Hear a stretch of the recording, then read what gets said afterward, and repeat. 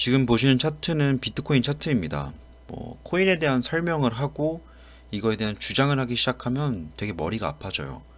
저는 그냥 간단하게 저의 관점을 설명드리면 코인은 기득권에 대한 대항 정도다 라고 저는 생각을 합니다. 그리고 유동성의 산물이다. 두 가지 단어 정도로 저는 요약이 되는데, 여기서 기득권이라 하면 정말 큰 틀에서 보면 달러를 보유하고 있고 달러를 찍어낼 수도 있고 그 찍어낸 달러를 쉽게 유동성을 회수할 수 있는 미국입니다. 우리가 세세하게 체감할 수 없긴 하지만 기축통화를 들고 있는 나라는 굉장히 유리해요. 그리고 그 달러에 대한 통제력이 강하면 강할수록 미국은 다른 국가들이 범접할 수 없는 힘을 가지게 됩니다. 그래서 겉으로는 제2경제대국인 중국을 막 견제를 하는 게 무역 조치, 무역 보복 조치, 이렇게 무역 관점에서 들어가고 중국 기업 내쫓고 이런 모습들을 보이지만, 사실 그 핵심은 이거예요. 우리가 가지고 있는 이 달러를 위협하지 마라 이겁니다. 그러다 보니까 한창 코인 불장일 때 미국에서 가장 많은 규제에 대한 언급들이 나왔었고, 예전에는 규제를 하겠다 아니면 계획이 잡혀 있다라고 하면 코인이 갑자기 흔들리고 이랬어요. 떨어지고. 근데 최근에는 오히려 보면 가상화폐에 대한 어떤 방안들을, 그리고 규제를 만들어 놓겠다 라는 내용이 나오면서 코인이 오히려 상승을 하더라고요. 미국 입장에서는 코인이 이렇게 판을 치고 있는 게 좀 불편했을 수도 있다라고 느껴지는 건 뭐냐면, 유동성 회수의 걸림돌이었습니다. 그러니까 통제력이 좀 약해지는 거죠. 예를 들어서 달러를 가지고 해외에 나가거나 아니면 미국으로 들어올 때는 그 자금들이 어디에 쓰이고 어디로 가고 어디로 돌아오는지는 미국의 통제력 내에 있습니다. 통제권 안에 있는 거죠. 근데 코인으로 출금을 해보고 송금을 해보고 해보신 분들은 알겠지만, 이거 계좌 추적하는 게 사실상 거의 어렵습니다. 거의 안 돼요. 제가 당장 직원들 월급을 이 코인으로 준다 해가지고 그 주는 월급에 대한 세금을 뗀다, 이걸 추적하는 게 굉장히 어렵습니다. 그래서 2020년 3월 코로나가 확 터지고 나서 역대급 유동성을 풀고 달러를 시장에다 들이붓고 유동성 장세가 되었을 때, 그때 주식 장도 굉장히 좋았죠. 근데 주식 장보다 더 많이 오른 게 코인이었습니다.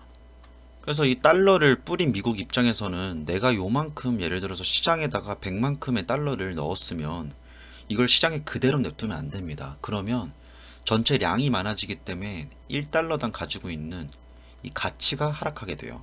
이건 단순한 이치인 거죠.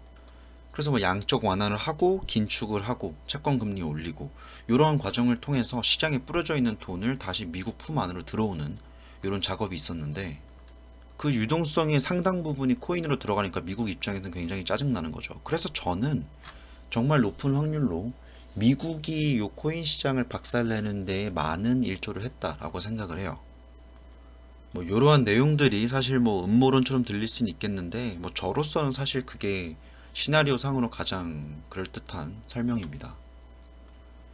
여튼 미국은 이렇게 올라가는 과정에서 여기에 들어간 이 유동성 어떻게 회수하지? 이게 굉장히 불편했을 겁니다. 근데 정확히 그 유동성이 미국 품으로 회수되지 않았지만 여기서 많이 소각됐을 거예요. 많이 사라졌을 거고요. 이 과정에서 누군가는 떼돈을 벌고 많은 사람들은 잃었겠지만 사실 소수가 벌고 다수가 잃었습니다.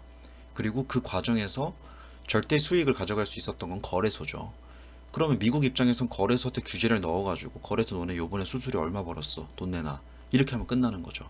그래서 제가 볼 때는 지금 미국이 슬슬 규제에 대한 어떤 준비를 하는 이유는, 어차피 이러한 시장이 생겨난 마당에 이거를 완전하게 이 시장 자체를 부정하고 통제하느니 차라리 그 큰 틀에서의 거래소에 대한 압박을 넣어서 가상화폐 시장이 어떤 인플레이션에 저장 창고가 안 되게끔 그런 식으로 방향을 이끌어 갈 것 같습니다. 그래서 결론은 지금 이런 규제가 나온다라고 하고 나스닥도 이제 추가 하락을 조금 막는 움직임이 나오다 보니까 최근에 이게 전체에 대비하면 정말 조금 오른 거거든요. 완전한 찐 반등이라 보기도 어렵습니다. 아직 조금 시간이 더 걸릴 것 같은데, 그래도 이런 움직임이 나올 때 왜 나왔을까를 생각해보면 이 시장에 대한 완전한 부정에서 태도의 변화가 일어났다, 받아들이되 그거에 맞는 규제를 들어가자 로우 스탠스가 조금 바뀌는 움직임이 나왔기 때문에 최근에 그 기대감으로 상승이 나오는 것 같습니다. 그래서 저는 전체적인 정황상으로 꽤나 많이 빠지기도 했고, 완전한 바닥으로 보긴 어렵지만 내가 목표하고 있는 매진 물량 중에서 절반 정도는 현물로 취득할 수 있겠다.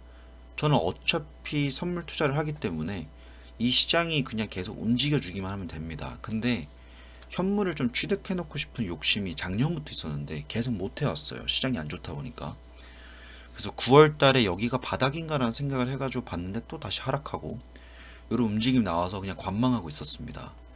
근데 차트 설명을 좀 드리면, 원래 일반적으로 고점에서 떨어질 때 뭐 코인이든 주식이든 고점에 떨어질 때 얘가 이 하락 추세를 모면하는 거는 돌파가 나오거나 아니면 이 추세의 끝단까지 완전히 벌어져서 이격을 벌려주고 여기서 이제 찐만 나오거나 이런 식으로 어쨌든 그 저항 추세를 뚫어주는 움직임이 나와야 되거든요. 강력하게. 근데 요번에 보면 얘가 떨어지는 과정에서 원래 이렇게 추가 하락이 나올 법도 했는데 안 나오고 버팁니다. 여기서 이렇게. 그래서 자연스럽게 저항을 뚫었다라고 표현하기는 애매한데 비껴나갔어요. 그래서 옆에 이렇게 자리를 잡고 있는데 앞으로 얘가 당장 비껴나갔다 해서 저항 뚫었다 이제 하락 끝났다라고 볼 수가 없는 게, 바닥이 되게 모호합니다. 이걸 바닥이라 보기가 되게 애매해요. 그냥 눌림목일 수 있는 거거든요. 추가 하락이 나올 수도 있는 거고. 근데도 저는 꽤나 메리트 있는 가격대라고 생각이 들고 상황이라고 보여서 비트랑 이더를 좀 고민을 했어요. 나머지 알트코인은 솔직히 제가 그 변동성을 굳이 현물에서 느끼고 싶진 않은데, 원래 이전에 불장이 되기 전에는 저는 비트를 7, 이더 3 혹은 많이 줄여야 6대 4였거든요. 비트를 조금 더 우월감 있게 봤습니다. 근데 이번 시장에서 특히 최근 한두 달 동안 봤을 때는 오히려 비트보다 이더가 낫더라고요. 그 근거로 볼 수 있는 거는 최근 이 바닥의 모양새입니다. 이걸 보시면 일자로 돼 있죠. 그리고 이더리움을 보면 살짝 우상향 되어 있습니다. 저는 여기서 차트적 관점으로 봤을 때는 비트보단 이더가 훨씬 낫다라고 본 거는, 이 상승 기대값은 솔직히 누가 더 높은지 잘 모르겠어요. 비슷할 것 같아요. 근데 제가 현물을 취득하면 결국에는 저도 로스컷을 잡아야 될 거 아니에요. 추가의 엄청난 하락이 나오기 전에 자를 수 있는 제 안전 마진이 필요한데, 비트 같은 경우에는 일자로 돼 있어가지고 로스컷을 여기다 잡든 여기다 잡든 순간적으로 아래 꼴이 나오면 전 청산되거든요. 그래서 이더를 택했습니다. 이더가 조금 더 가능성이 높아가지고, 이더는 이런 식으로 바닥에 잡혀 있으면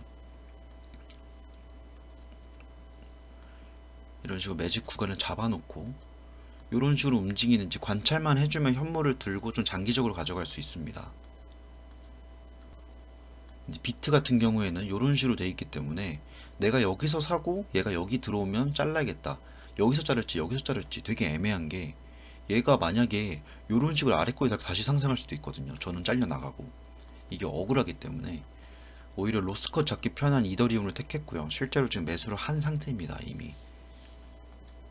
이걸 표현하자면 도미노가 있다라고 합시다. 도미노가 한 5개 정도 있어요. 그래서 내가 이 중간에 서 있어요. 그러면 이더 같은 경우에 얘가 무너지고 얘가 무너지는 거를 내 눈으로 볼 수 있어가지고 피할 수 있습니다. 근데 비트 같은 경우에는 이게 너무 따닥따닥 붙어 있는 거예요. 그래서 얘가 넘어지면 나도 같이 넘어질 수밖에 없는 상황인 거죠. 그러니까 내 매수 타점과 지지선들, 그리고 그 지지선 간의 간격들이, 그리고 그 피레침 아래꼴이 달아있는 요 모양새가 굉장히 불안정해가지고 저는 일단은 이더리움을 택했다. 사실 이 영상이 나중에 좀 지나고 나서 뭐 성지가 될지 아니면 야 그거 깨졌다 너 손절했냐 이렇게 놀림거리가 될지 모르겠어요. 근데 저는 일단 샀습니다.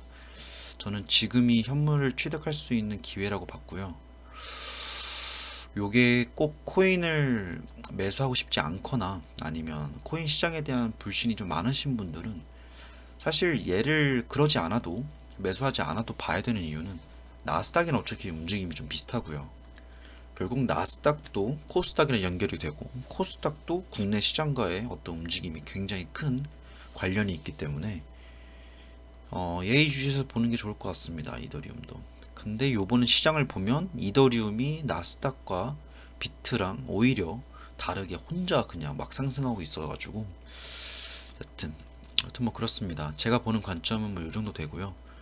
사실 코인에 대한 엄청 많은 얘기를 하고 싶지 않은 게 코인은 정말 뭐 기업을 본다면 기업을 분석할 수 있고 밸류에이션 할 수 있고 여러 가지 잣대를 들이밀 수 있는데 요 코인 같은 경우에는 되게 한정되어 있어요. 거의 차트 의존적인 분석밖에 안 돼가지고 좀 불안불안해서 잘 영상을 안 올리려 하는데 지금 자리는 저는 굉장히 좋다라고 봐서 일단 매수를 한 상태이고요.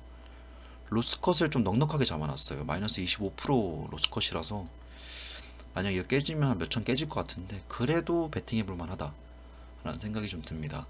오늘 영상 여기까지입니다.